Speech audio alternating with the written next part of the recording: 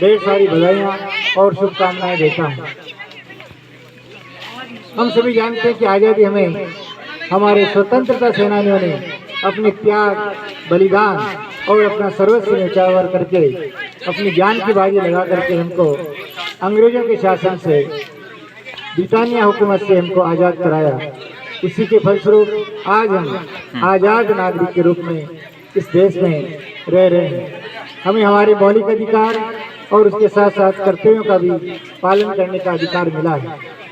आज हम इस सुंदर प्रांगण में बैठ करके ये दिवस मना रहे हैं, इसके पीछे हमारे उन फ्रीडम फाइटर्स का ही योगदान रहा है। हम सभी जानते हैं कि बिना त्याग के, बिना मेहनत के हमें ये आज़ादी नहीं मिल सकती थी, परंतु उन लोगों ने जो मेहनत की है, जो अपनी जी जान लगा करके अंग्रेजों से हमें मुक्त करके आज स्वतंत्र भारत में आकर के हमें जिस तरह से जो हमें संविधान दिया है, इसके फलस्वरूप हम आज यहाँ बैठे हुए हैं।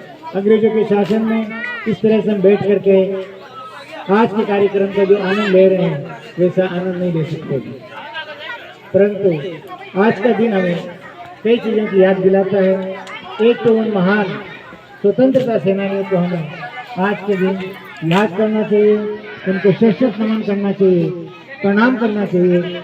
उनका हमारे ऊपर बड़ा ऋण है, हम उनके उपकार को कभी नहीं भुला सकते हैं। हमेशा ही उनसे हमें प्रेरणा लेते रहना चाहिए।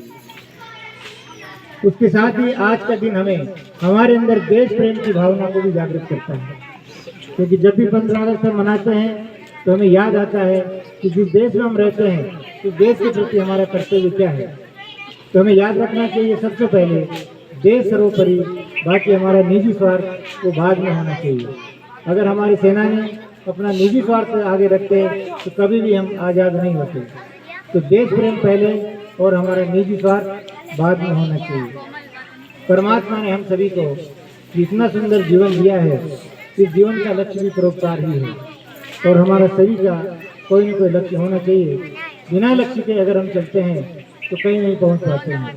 विशेषकर बच्चों से मैं यही कहूँगा कि जो आप पढ़ाई कर रहे हैं, अभी से आपको अपने जीवन का एक लक्ष्य बनाना चाहिए कि मुझे पढ़ लिख करके क्या बनना है।